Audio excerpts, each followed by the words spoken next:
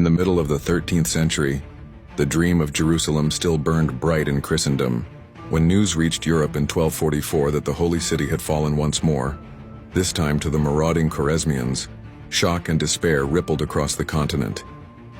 Pope Innocent IV thundered for a new crusade, but one man had already taken up the cross, King Louis IX of France. Nearly struck down by illness, Louis vowed that if he lived, he would serve God's cause in the East. To his followers, it seemed divine providence had spared him for just this mission.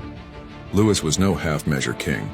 He taxed the clergy, emptied treasuries, even expelled Jews to fund the expedition. He built a brand new port, Aigues Mortes, and gathered one of the most formidable crusading armies ever seen. Knights of France, crossbowmen from Genoa, and the warrior monks of the Templars and Hospitallers. His queen Marguerite of Provence came too, pregnant but unshaken. Louis enforced daily mass and banned dice games, but overlooked one key detail: the moods of the Nile. In 1249, the Crusaders stormed ashore at Damietta in Egypt. By miracle or mistake, the city fell with barely a fight. Jubilant knights hailed this as the gateway to Cairo, the beating heart of Muslim power. Floodwaters rose, supplies dwindled, and Egypt's defenders rallied under the dying Sultan as-Salih Ayyub. The real trial came at Mansoura in February 1250. Robert perished, and 1,000 knights with him. Louis fought like a lion, towering in a gilded helm, swinging his massive sword in brutal melee. But disease gnawed his army.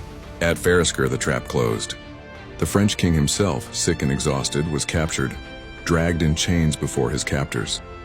It seemed the end of chivalry. Yet here came the twist. Louis negotiated not with pride but with patience. He offered gifts, spoke humbly, even cited stories of Saladin's mercy.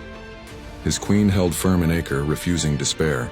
For a king's ransom, literally 1 million Byzants, Louis and his men were freed. Humbled but unbroken, Louis remained in the Holy Land for 4 years. He rebuilt the crumbling walls of Acre, Caesarea, and Jaffa, forging a fragile peace that held for a decade. In failure, he discovered a strange success: not conquest, but preservation. Back in France, he reigned as a wiser sovereign, remembered not only for his folly but for his faith, later canonized as Saint Louis. The Seventh Crusade left no victory banners in Jerusalem, but it left lessons written in blood and wisdom.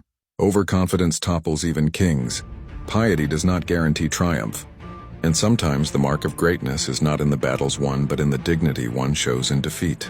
For in the mud of the Nile, a captive king became a saint.